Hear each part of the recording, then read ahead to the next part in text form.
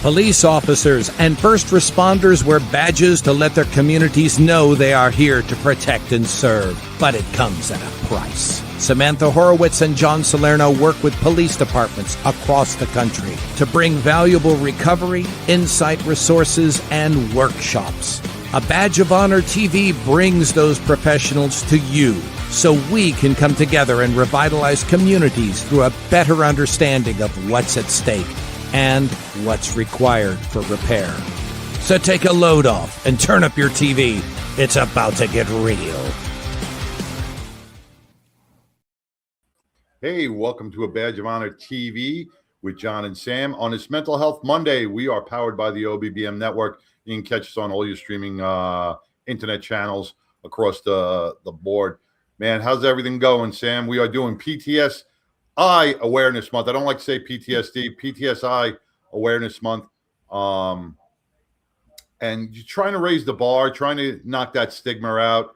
And our show really tries to identify the stigmas that have plagued our law enforcement throughout the country for a long time.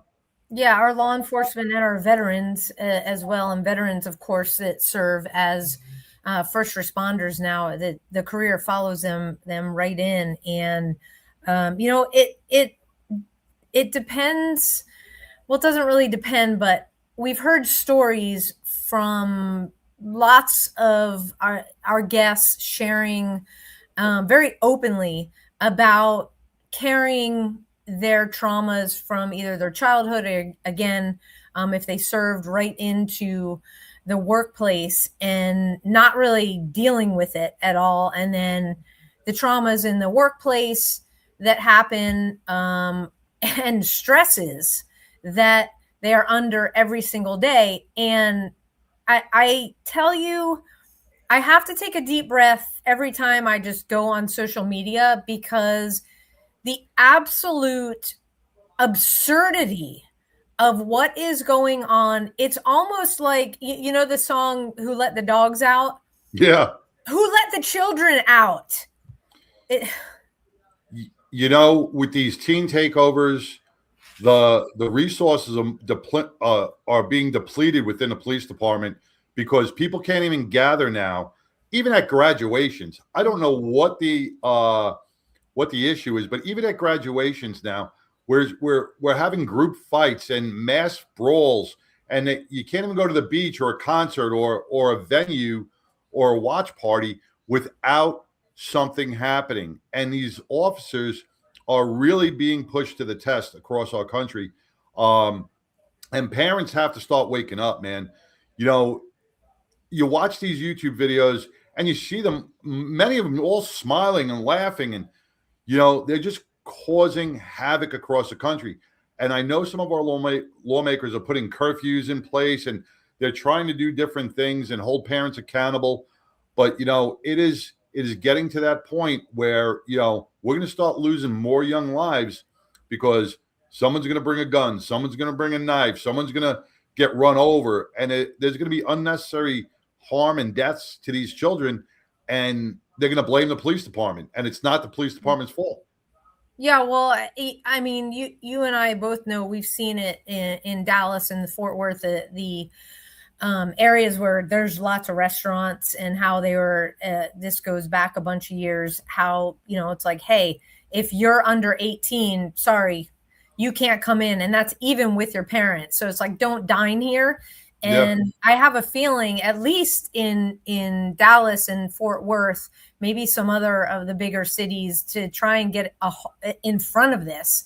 And of course, we've got the World Cup coming here, and trying to get in front of it so that the people that have spent their hard-earned money to go to events like the World Cup or one of the more expensive restaurants, where it's not that flash mob chaos.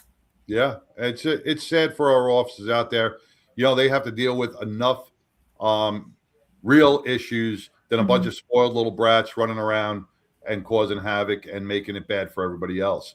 So, yeah, and, you know, stress can happen inside the department just by what you do, what your role is inside the department. And our guest tonight is a prime example of that. And yeah, and so without further ado, let's bring Rob DeMarco. Rob, welcome to A Badge of Honor TV. Hey, Rob. Doing. Thank you for having me. You bet. And with that, yeah, there we go. Brand new author, as well. And we'll talk about the book, and then because it's going to be a series. Is that correct? As I understand it is, yes. So before we get too deep into that, just tell everybody watching and listening on their favorite podcast app a little bit about you and your background.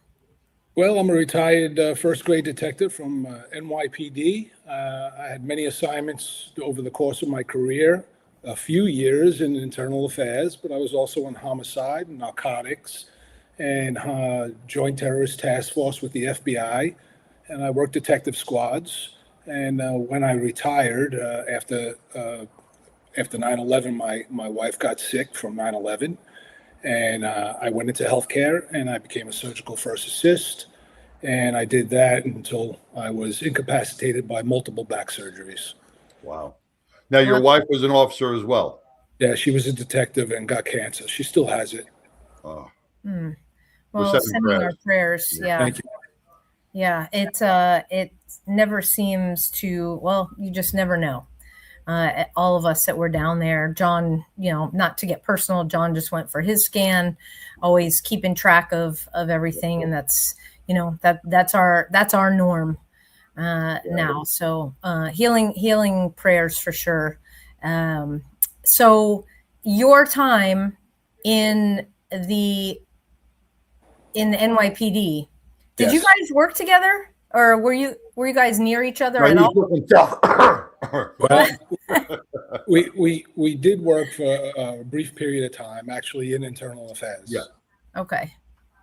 So that's hey, we don't want to lose. Actually, that should spur on people staying on the show, watching, because you want to have a full understanding of internal affairs from both sides, because we're all about exposing this monster called post-traumatic stress. Mm-hmm. And it doesn't matter what your assignment is in the PD. Sometimes let's just say we need internal affairs for a reason.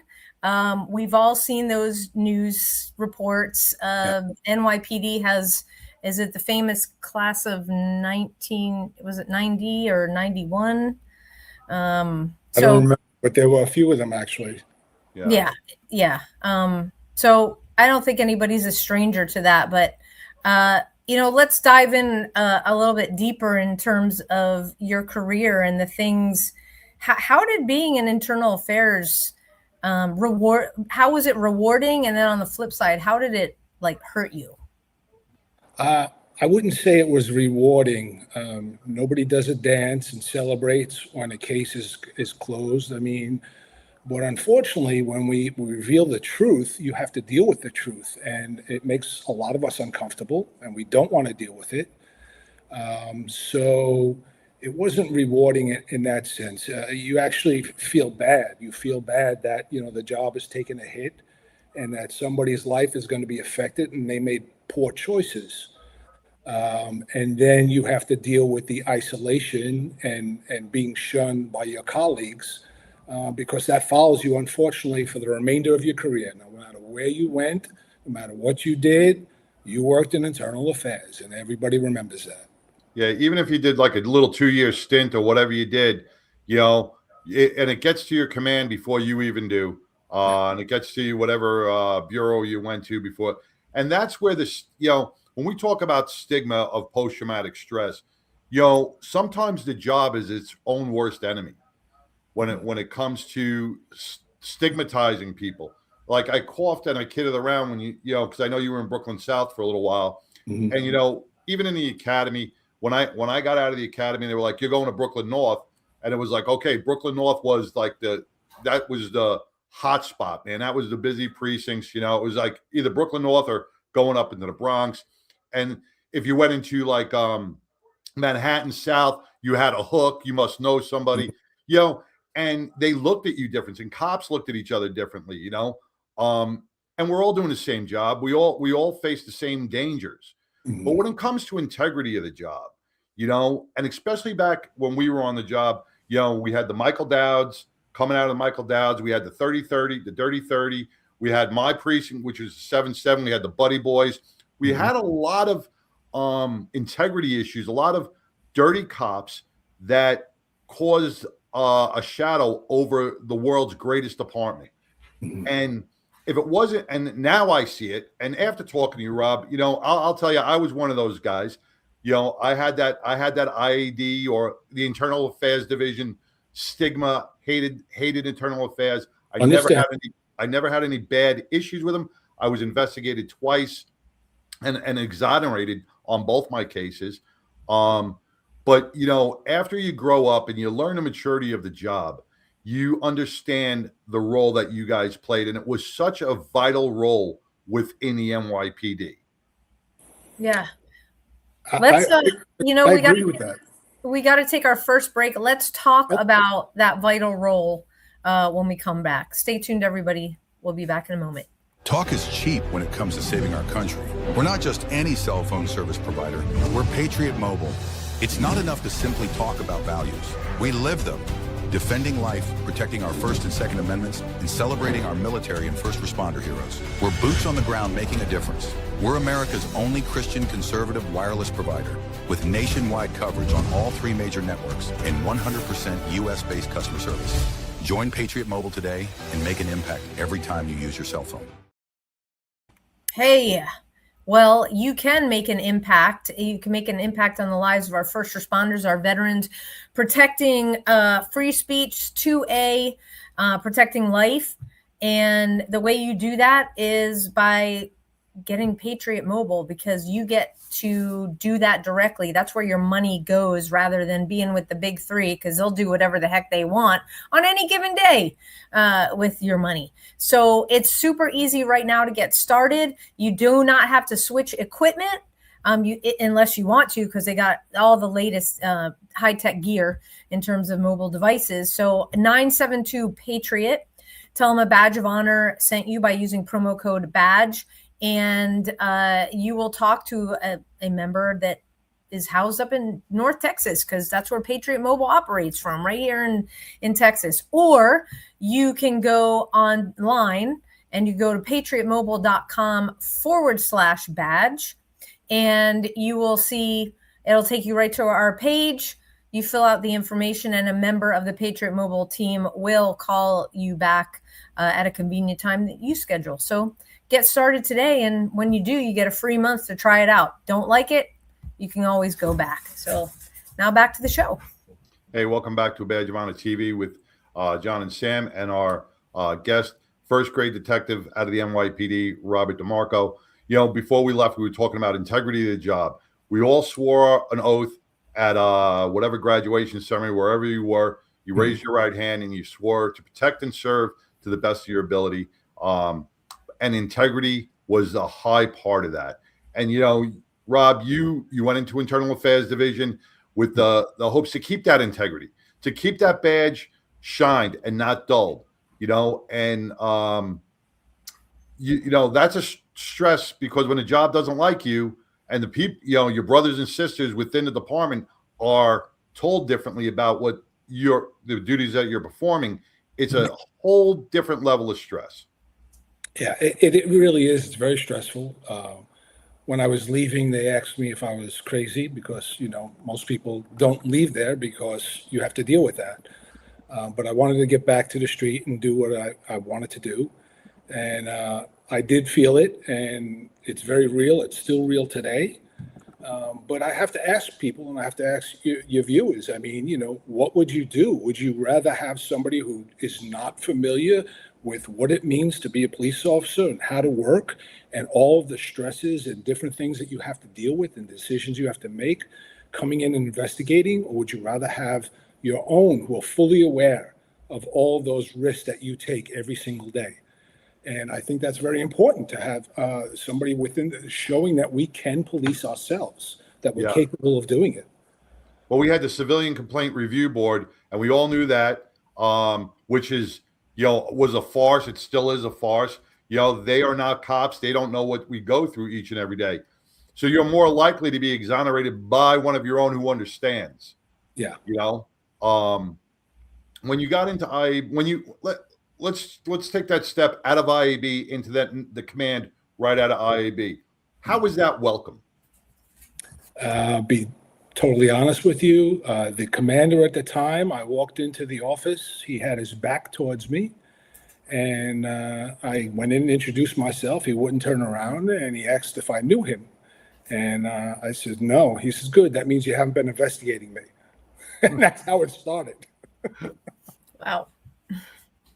But that makes for brutal working conditions. It makes it hard for you to do your job. So when you leave IAB, if you go to homicide or robbery, and you got a team that is always looking at you out of the side of their eye, and my eye always looks outside, but you're looking at the side of your eye, you know, it's hard to do your job properly, and it really sends you home not fulfilled.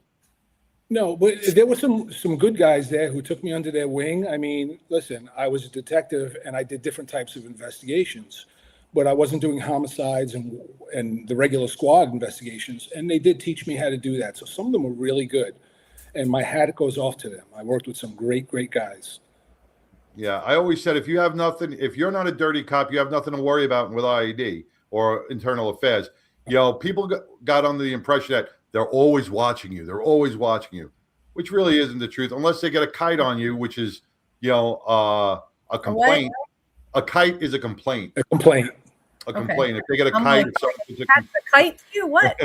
it's a yeah, because they used to shoot them around the office. But a kite is a complaint, and if you got a complaint, they would investigate. Sometimes you'd be investigated and you'd be exonerated without even knowing it, because they'd find that the initial kite was false or you're not anonymous, and it was just some civilian making some complaint.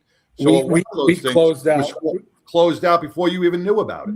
We closed out so many of those cases, and eventually I wound up in Group 1, which is the major case squad of internal affairs. No White Sox, nothing like that. These were all heavy, heavy cases. And these were, I mean, one of the cases that I worked, and it is in the book, about possibility of some corrupt officers knew about another officer doing something, and he wound up getting shot, and we had to investigate that. Was that, in fact, what happened? Or was there nefarious circumstances around it? There were some really interesting cases there, and you don't know. I mean, and the thing that they don't understand, or maybe they understand it, but they don't forgive you, is you're not making the complaint. The complaints are coming in. They have to be investigated by somebody. Correct. You know, and they seem to have no problem if it's a supervisor doing it, but they have a problem if it's their own doing it. And I don't understand that, because they need detectives to do it too. Well, isn't that kind of the same if their supervisor is looking into the action? The supervisor is their supervisor. It's one of their own looking at what happened and then passing it to internal affairs if it needs to, or if it's predicated upon something else. Or was there a level of, hey, I want it to go to my supervisor because we're best buds kind of thing? No, I mean, in internal affairs, they're supervising internal affairs, and basically as a detective, you're working with a supervisor, you're paired up, you're partners with a supervisor, and the two of you become a team. And that's how it typically works. Now, it doesn't always work that way. I worked with other detectives also doing some, especially in that operation that's in the book, where I had a lot of, work with detectives, and it wasn't, the supervisors weren't really out there. Okay, well, let's talk about the book when we come back from our next break. Stay tuned, everybody. We will be right back. Okay. Look, when you need to respond to an aggressive situation to protect yourself, your family, or your property, understanding your firearm and legal position are critical. Officers know your skills are only as good as your commitment to training. So know what you're doing. So when you're in a vulnerable situation, we can count on your response. Whether you're a beginner or a licensed gun carrier, Carry in Texas offers basic firearms training, Texas permitless carry courses, license to carry, and basic 2A courses so you can understand the responsibilities, situational awareness, and learn the technical skill required when you carry your firearm. Go to carryintexas.com to find the right course for you. Join me, former United States Secret Service agent Samantha Horwitz, on the range for beginner basics, LTC prep, and range practice. Go to carryintexas.com today. That's carryintexas.com. Hey, welcome back to a Badge of Honor TV with John and Sam, with retired detective, first grade detective Robert DeMarco, and author of the book, The Line That Held. You know, and I hope this is not triggering or anything, but I'm going to bring up Serpico, right? You know, and I definitely don't want to call you a modern day Serpico, but a lot of people will turn around and say, well, IAB is like Serpico. Now, everybody knows who Serpico was. He was a cop in Manhattan who saw dirty things and called them out, right? Because he honored the job. Nothing wrong with that. Okay. Internal Affairs Division got kites. They got complaints and they had to investigate complaints. Just like a regular cop gets a complaint about a civilian or a drug deal or anything else, we have to investigate that. So you kept the integrity of the job. You kept, you know, what 99% of the cops out there wanted: a clean badge, no bad press, and honorable retirement. So that's, you kept everybody, you know, checks and balances, I would say. Yeah, I would agree with that. You know, the complaints that came in, these were not, you know, White Sox complaints. Somebody, you know, not wearing their hat or drinking on the job. That's not what we were investigating. We're talking about people who are stealing money, stealing guns, stealing drugs, you know, doing raids on apartments, you know, intercepting. They sit on a wiretap and hear information, and then they went and raided the apartment before the police went and raided the apartment. That's what we were dealing with. Yeah. And if accountability is anti-police, then people need to examine that and say, what's wrong? Because that's not anti-police. Right. I mean, you have to really rethink your policing duties if you think that the Internal Affairs Division is wrong in doing what they do. You know, like I said, and I'll bring up the Dirty 30 and Michael Dowd and, you know, the Buddy Boys and all these things where cops were out there on the take, stealing money, robbing drug dealers, and really making a bad name. And not only that, putting other cops' lives at danger, in severe danger, because you're really running both sides of the law. I mean, we look at the mob. The mob had two detectives in the maybe the 6-2 precinct, you know, doing hits for them. Yep. You know, Louis Eppolito and what's his name?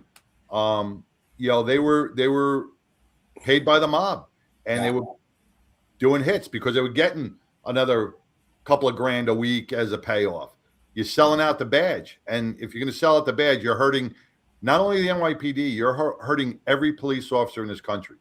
Yeah, I totally agree with that. And you know, they made movies about these guys. So because it was so,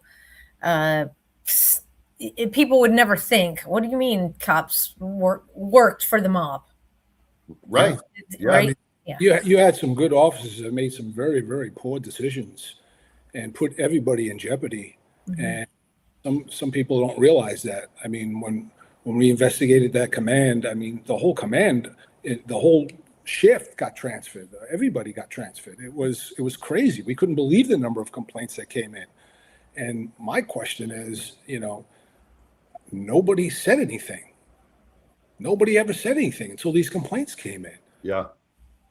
So you've got a new book out, and it's the first in what is going to be a series. So there we go, The Line That Held.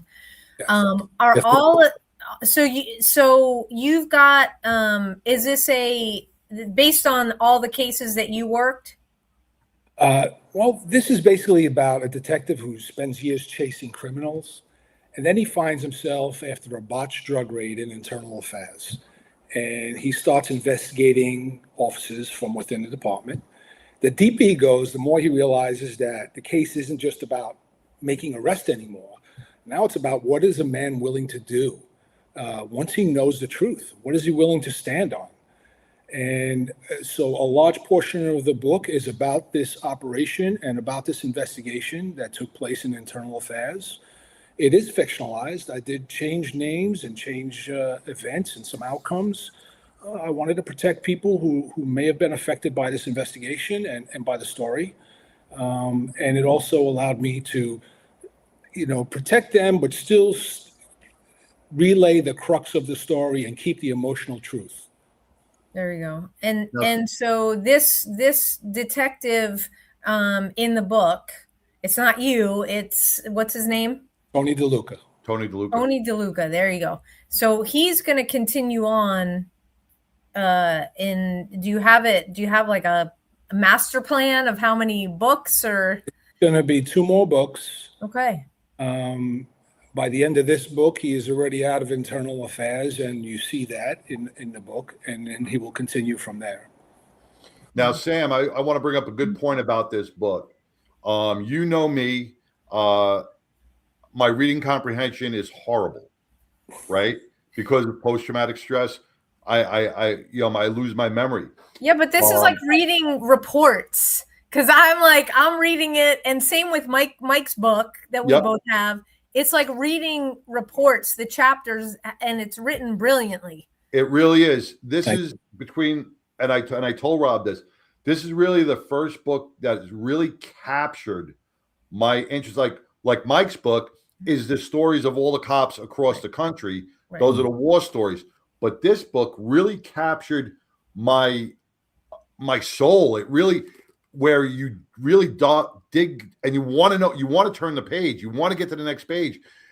It's an amazing book, and for me, this is like one of the first books I've ever read since I left the job, because it is that intriguing. You are in John's, I think I would say top 5, but I think it's maybe 4 or 3 because and just so your audience knows, it is in production right now to become an audiobook. It will be an audiobook for people who have difficulty reading. Quite a few people have reached out to me and requested that. I want to see the movie. Yeah. Yeah, I mean, if you think about, you said Serpico before, they made that into a movie. But if you think about some of the movies that they've released over the years that focus on internal affairs, would you say they do a fair job, or is it just completely botched, Hollywoodized? And well, I think really the only one that I saw like that was Serpico. I think that was pretty good, but the internal affairs really changed. There was a big transformation that happened in the 90s, and a lot of officers may not know this, but when I first got there on Poplar Street, that's where they were located, there were still guys who were dirty themselves and had made deals, and they were now in internal affairs, and that's where they stayed, and that's how they were protected. That's not the case anymore. That's not the case, and that wasn't the case when we came in. There was a new wave. They were changing it up, and they wanted to bring real street cops in to do these cases, and I thought we were pretty successful. I proposed this operation, and it was very successful, and that scared a lot of people. I got to be honest, it scared a lot of people. Now, Rob, you said in part of your story and a whole bit, you were kind of left alone at one point, had to do some stuff on your own, correct? Mm-hmm. Why was that? Well, we had some cooperating officers, and I had to meet with them on a regular basis and equip them with recording devices and debrief them and deal with them. And I'm sure you've had cooperators before in narcotics and everything else, and you're handling them the entire time. There's a gamut of emotions. They are terrified. They know their job is gone. Their life is changed. They're trying to avoid jail. And you have to try and keep them in the game, to accomplish what you need them to accomplish. And it's a very difficult job. It's not easy. And it's taxing. It's emotionally taxing because you feel for this person. You meet their family, you meet their children, and you understand their entire life is about to change. Because of one bad decision. Yes. Or a few bad decisions. Yeah. Wow. Wow. Yeah. And you explain some of that in the book. We've got to take our next quick break here, and we will be right back to continue our conversation with Robert DeMarco. Stay tuned, everybody. Interested in starting a podcast or TV show? Worried about what you'll say and how to keep it engaging? Think you'd like to be a guest on podcast, radio, or TV shows? Hi, I'm Susan Hamilton, owner and founder of OBBM Network, and I would like to invite you to an OBBM media training to get the tools you need for a relaxed and polished performance we'll be proud to share. Our specialized training techniques include role play, voice training, and everything you need to deliver a confident, clear, and engaging interaction. Go to offbeatbusiness.com. Go to the calendar and register for a training that's convenient for you. Dates available now, 214-714-0495.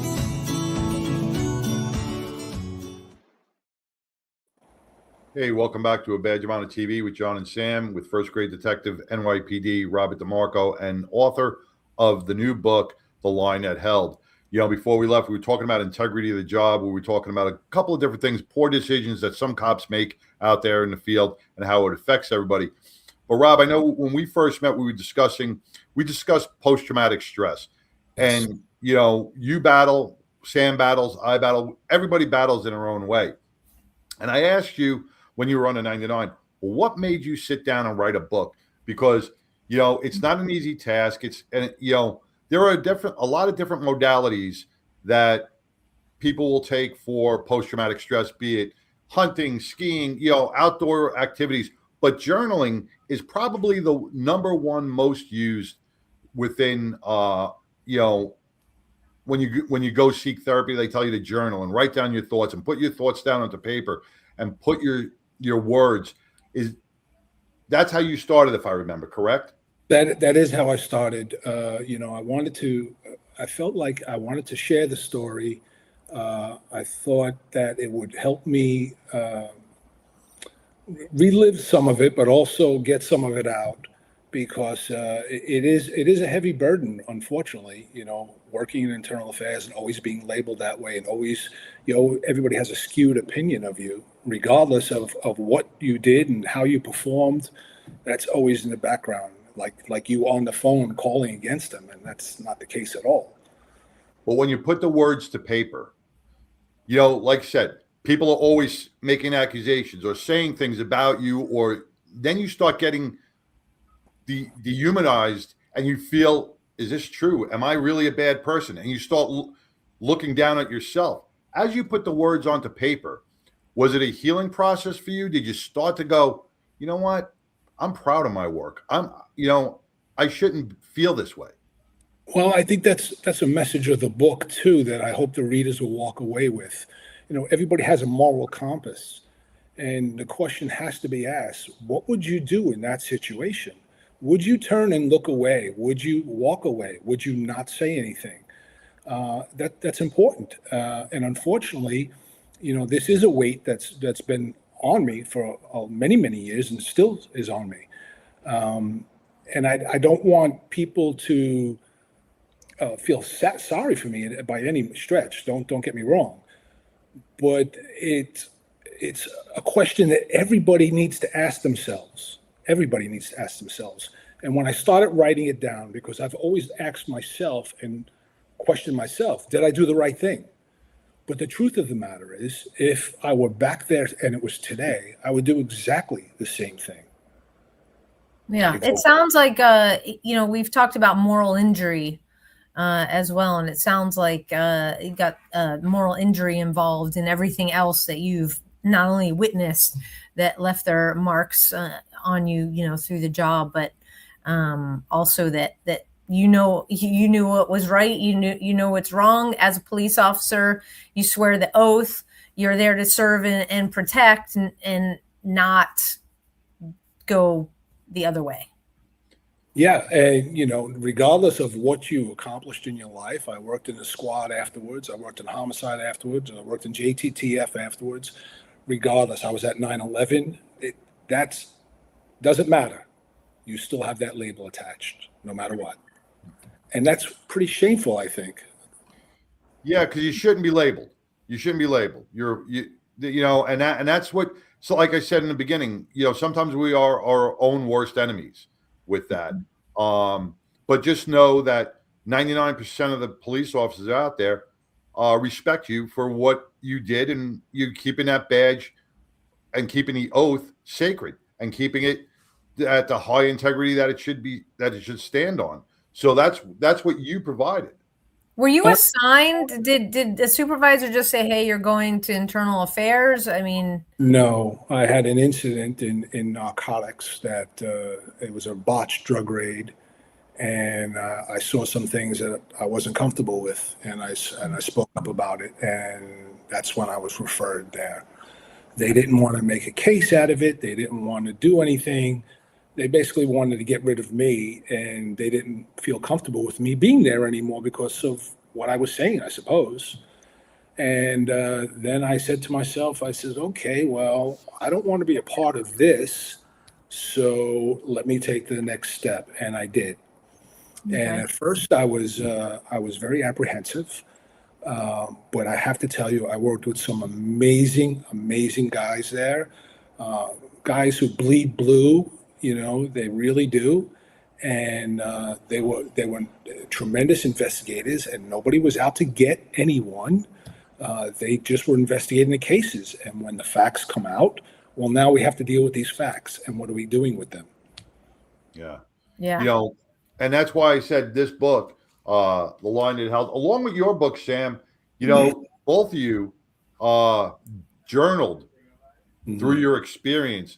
And it's not something that's just thought out as a fictional thing. These are stories between Rob and Sam's. Both their books were amazing to read because you can feel your heart in them, and it's put into words, and the reader can feel that. And that's what makes the book so well read. Well, yeah. I was hoping on both fronts. I was hoping that the reader would actually feel like they were sitting beside Tony DeLuca at the desk, and they were experiencing everything. And that's something that you don't get in many stories. You get the police chase, you get the bad guy. They get that. But Tony is not trying to be a hero. He makes mistakes. He's not perfect. And hopefully you can get that he's not perfect, but you're going to sit beside him and see exactly what he deals with. He's real. That's the whole that's the whole point of it is you can relate to it. In one passage of this book with Tony, with the DOA, you guys went over to that DOA, you smelt it, and I was reading that part, and I'm like, and this is going to sound really corny, but I've been on a lot of DOAs. I've been, when I read that passage about how Tony felt that it changed him because he was decomposed, he had no face, he died alone, and he was thinking about his father and stuff. I smelt the body through the words. I pictured the scene because the way you wrote it, you could have just wrote it any way, but the way you wrote that passage connected, and I was like, wow, this is vivid. Thank you. Well, that's why the book is perfect for. I mean, it's gonna bring you into that. If you trigger alert if for people. You serve, yeah. Well, I mean, hey, we talk about awareness being the key, but that's the whole point. Yeah. In keeping it real, and Robert, I didn't ask you before the show started if you're a coffee drinker, but. John and I was like, hey, you're from New York, probably drink some coffee. So we drink East Texas Legends coffee, founded by Ben and Amanda Holmes. And it reflects their journey from Ben's Marine Corps service and law enforcement career, overcoming post-traumatic stress to finding purpose in ranching. Relocating to an East Texas ranch, they identified a need for a local coffee brand.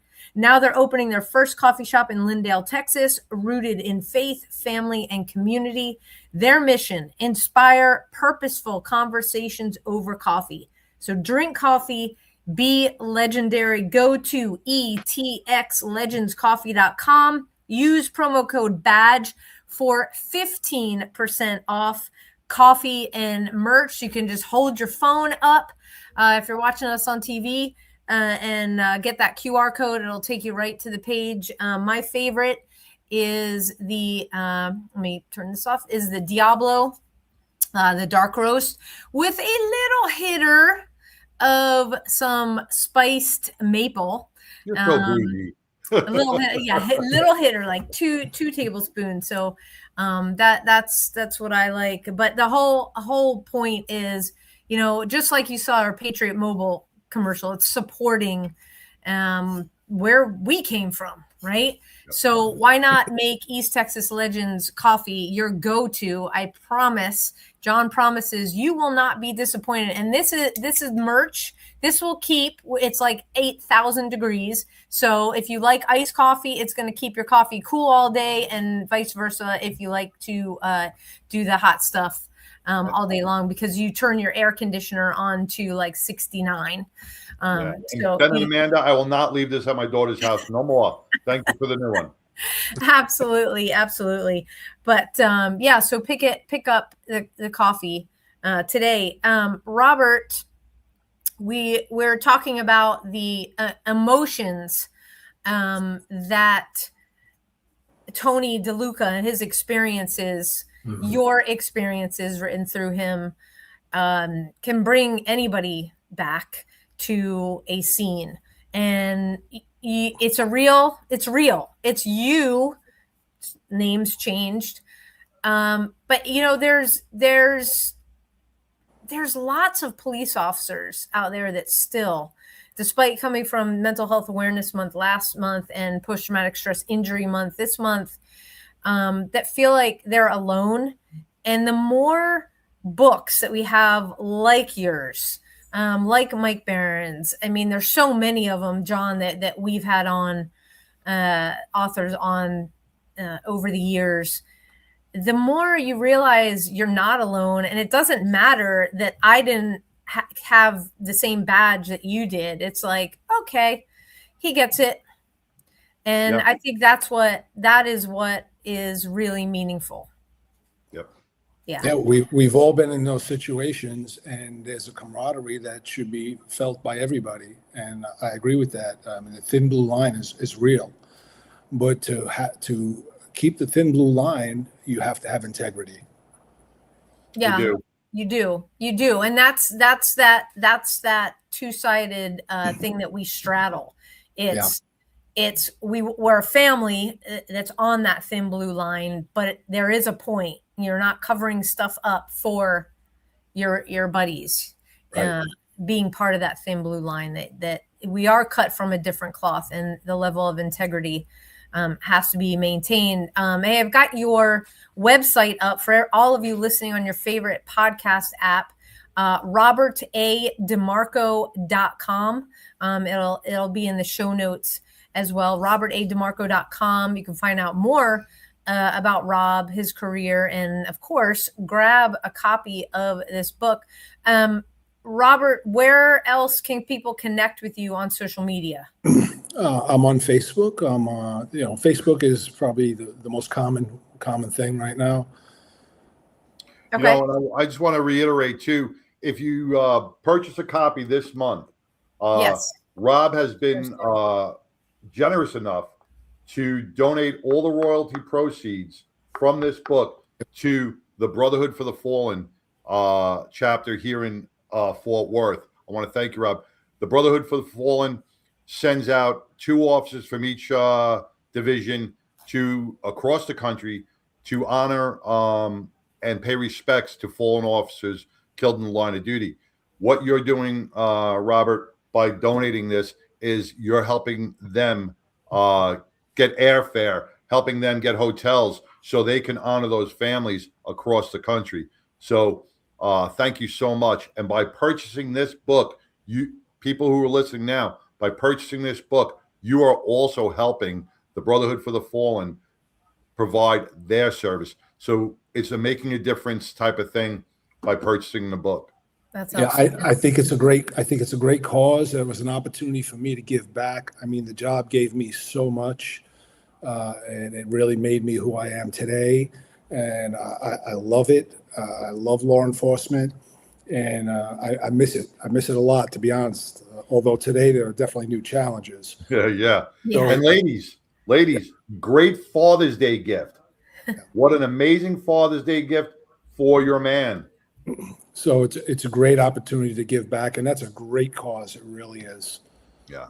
Yeah, they're a phenomenal organization, and we're just so happy that we could have you on to tell everybody about it. So yeah, everybody go to robertademarco.com, get your copy, and again, help Brotherhood of the Fallen Fort Worth chapter to do their good deeds. Yes, John. You also got a couple of book signings coming up, right, Rob?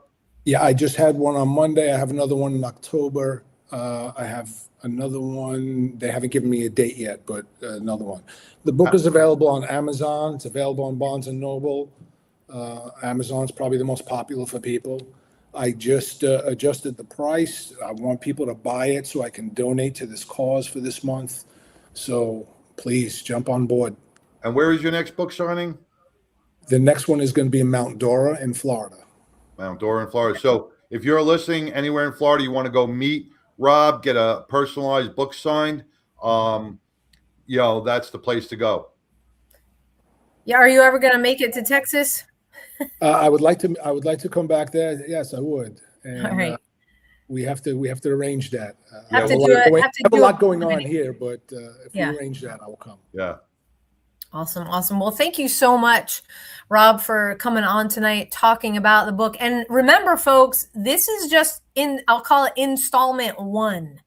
Yeah. So there are going to be 2 more books, and I love series novels that continue. And then who knows, maybe one day we'll be able to turn on the TV and watch Tony DeLuca in action and see what's going on behind the scenes. Only if John's going to play Tony. Yeah, you want Tony. John to play Tony?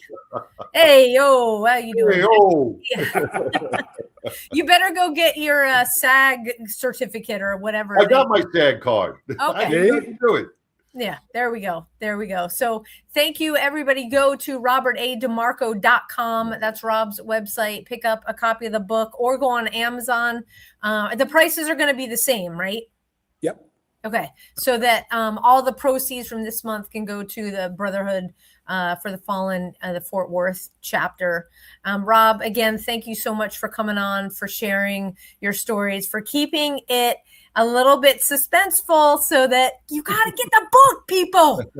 Well, I don't want to give it away. Yeah, exactly. You gave it enough away that I think it's very intriguing. And like I said, a lot of people will be able to definitely connect with it. So thank you so much. Rob, thank you very much for having me.